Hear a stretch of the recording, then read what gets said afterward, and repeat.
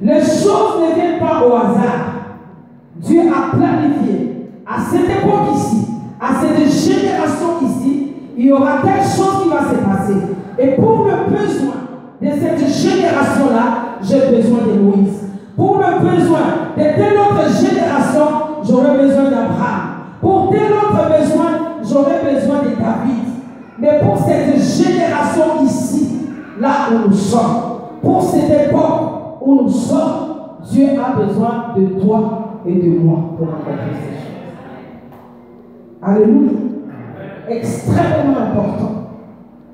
Et c'est pour cela, comme il a besoin de toi, il t'a fait d'une manière unique. Même si vous êtes des jumelles, même si vous êtes des jumeaux, vous êtes différents. Parce qu'il y a une tâche qu'il veut te confier. Il veut te faire participer dans son plan et dans son programme. Peut-être tu es en train de te dire, donc il faut absolument que je puisse servir peut-être l'Éternel pour que je sois aussi dans son plan. Peut-être moi, je n'ai rien en moi pour que je puisse servir ces dieux-là. Et c'est ce que nous allons voir cette nuit. Ce que tu as et ce que Dieu a mis en toi et comment est-ce que toi-même tu peux les découvrir. Donc, à chaque époque, à chaque génération, à un moment donné, il y a des choses qui se passent. Et lorsque ces choses se passent, il y a un besoin qui se présente. Il y a un défi. Il y a un problématique. Et pour résoudre ces problèmes-là, il a besoin d'un homme qu'il a créé d'une manière unique pour que cet homme-là puisse participer à son plan et à son programme. Et cette nuit, le Seigneur veut t'interpeller. Peut-être que tu te dis souvent, moi je n'ai rien. Moi je ne peux même rien faire devant ces dieux. Mais j'aimerais te dire que Dieu a un plan pour toi et il y a quelque chose qu'il a placé en toi. Même si tu ne l'as pas encore découvert d'une manière claire, mais il y a quelque chose qui est en toi. Amen. Amen. C'est vraiment un privilège de travailler avec Dieu. Si nous pouvons trouver un privilège de travailler avec le président de la République, de travailler avec le Premier ministre Trudeau, à plus forte raison, un Dieu créateur qui nous appelle et nous fait participer à ce travail. Donc, ceux qui travaillent dans le champ de Dieu, dans le plan de Dieu, c'est un privilège pour eux. Alléluia. C'est un privilège. C'est vraiment un privilège.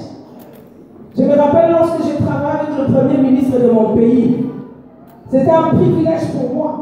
Lorsque je montre ma carte, et souvent chez nous on arrête souvent les gens, mais dès que je montre ma carte, on me dit, madame, toi tu passes, toi tu passes. Ça, ce n'est qu'un homme. J'ai trouvé ça un privilège. Mais chez Dieu, ce qui peut travailler dans son plan, c'est encore plus et plus encore de privilèges. Amen. Mais malheureusement, l'homme, on dirait, n'a pas encore découvert que c'est un privilège. Vous verrez des gens ne pas prendre au sérieux le travail de Dieu. Alléluia. En tant que fugitif, ne s'était pas dit non, moi je veux mourir dans le grottes, moi je veux mourir dans les cavernes. Il s'était dit, moi je sais. Lui est déjà sur moi. Je sais que la royauté m'appartient. Alléluia. Et je crois que toi aussi, l'huile est déjà sur toi. Amen. L'huile est déjà sur toi. Et tu vas faire aussi des exploits. Et tu vas faire aussi des choses merveilleuses. Alléluia. Cette génération ici a besoin de gens comme toi. Alléluia. À l'époque de Moïse, c'était la même chose. Moïse a été élevé chez le Pharaon. Après, Moïse quitte chez le Pharaon. Un jour, il va visiter ses frères. Moïse tue quelqu'un et il fuit. Moïse devint fugitif, mais il était appelé de Dieu. Il y avait un plan de Dieu pour lui. Il va jusqu'à chez, nous savons tous, chez le mendiant, là où il a été berger d'un troupeau. Et ce n'est qu'après un temps, après ce temps-là, de garder le troupeau, c'est là où le Seigneur lui a rappelé, tu as un appel, tu dois encore rentrer. J'aimerais dire à quelqu'un cette nuit, il y a un appel qui est sur toi.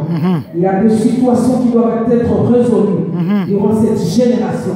Ces situations-là n'attendent que toi pour qu'il y ait une solution. Et c'est toi qui es l'instrument de Dieu pour résoudre tous ces problèmes-là au nom de Jésus. Qui dit Amen et béni. On dirait que tu l'as dit timidement, tu n'es pas sûr que le Seigneur a un plan pour toi. J'aimerais te rassurer que le Seigneur a un plan pour ta vie. Et tu es un instrument qu'il va utiliser pour cette génération. Peu importe ce que tes voisins peuvent dire. Parfois les gens se trouvent qu'ils sont déjà qualifiés. Alléluia. Certaines personnes se retrouvent qu'ils sont déjà qualifiés. Mais Dieu qui choisit même les gens dans leur faiblesse. Amen. David m'a dit que Dieu dit que c'est l'homme selon son cœur. David avait des faiblesses. David avait des faiblesses. Mais la chose qui a fait sortir David, c'est qu'il avait le cœur pour Dieu, malgré ses faiblesses. Que tes faiblesses ne te fassent pas décourager, te disant que toi, tu ne vas pas arriver. J'aimerais te dire que malgré que tu as des faiblesses, tu y arriveras et tu atteindras ta royauté au nom de Jésus. Tu atteindras ta royauté. Que tes faiblesses ne puissent pas te décourager. Que le début de ce plan ne puisse pas te décourager. Je me rappelle quand Jemima était venue, ma fille était venue ici. Elle dressait les gens, elle disait laisse. Pourquoi tu continues à dire aux gens que tu sais dresser et pourtant tu ne sais pas? Elle m'a dit maman, je veux continuer, moi je veux dresser les cheveux. Mais pour le moment, il est devenu spécialiste. Mais qui l'a découragé? C'était moi, Seigneur. Je me disais non, je trouve que ce n'est pas fait pour toi. Quand tu dresses les gens, des fois leurs cheveux le lendemain. Et ça ne marche pas. Elle a dit, je persévère et je vais arriver jusqu'au bout. Alléluia. Moïse ne savait pas parler. Moïse bégayait. Mais malgré le bégaiement, c'est lui que le Seigneur avait choisi pour marquer sa génération. Alléluia. Il pouvait bien prendre Aaron et le mettre en place. Mais il s'était dit non, je prends celui-là qui bégaye. C'est là où on trouve que le raisonnement de Dieu est un peu compliqué. Celui qui parle bien est à côté. Mais il prend celui qui bégaye. C'est celui-là qui bégaye qui est l'envoyé de Dieu. Waouh! J'aimerais dire à quelqu'un que cette faiblesse-là ne te fasse pas asseoir, mais que c'est lui que tu t'élèves, que tu dises à rien de moi, Satan. Même si j'ai une faiblesse, je vais arriver jusqu'au bout, au nom de Jésus. Même si ta famille on te disait, toi tu ne sais pas parler, toi tu vas dire, moi je serai journaliste. Ah, si c'est Dieu qui l'a dit, et c'est ça. Lorsqu'on te mettra à faire une lecture, tu commences à veiller, et tu vas dire, moi je vais arriver. Parce que Dieu a dit, Dieu c'est ce qu'il va faire dans ma vie. Alléluia. Amen. Si Dieu a dit que personne ne te décourage, si Dieu a déjà prononcé une parole dans ta vie, vas-y et tu vas arriver jusqu'au bout au nom de Jésus. Alléluia. Amen. Alléluia. Est-ce que j'ai des gens dans cette salle qui vont bouger cette génération? Si tu es là, tu vas dire Amen très fort. Dieu a un plan merveilleux pour toi. Dieu veut accomplir des grandes choses pour toi. De la même manière avec Néhémie. Néhémie est parti. Un grand leader pour élever le mirail à Jérusalem. Il arrive. Il a trouvé les Sambalas et les Tobija. Si c'était quelqu'un d'autre qui pouvait se dire, c'est pas la volonté de Dieu, pourquoi est-ce que ces hommes s'élèvent contre moi? Mais Néhémie s'était dit, moi je sais que cette muraille va s'élever. Et il a commencé à faire le travail. La Bible nous dit que lorsqu'il faisait la construction, d'une main il construisait et d'une autre main il avait l'arme. J'aimerais te dire, pour que tu puisses accomplir le plan de Dieu pour ta vie, il faut que d'une main tu travailles et d'une autre que tu aies une arme.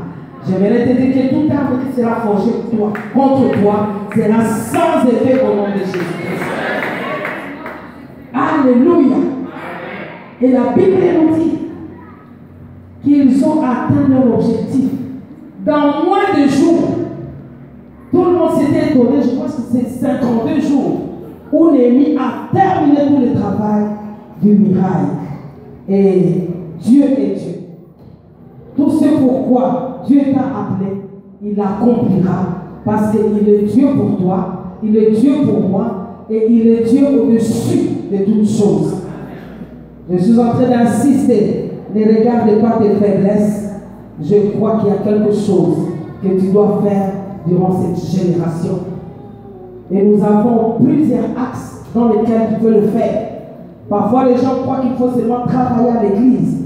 Il y a le monde qui attend. Normalement, nous, l'église, nous devons sortir de l'église pour aller chanter pour les gens qui dorment à l'extérieur pour le moment.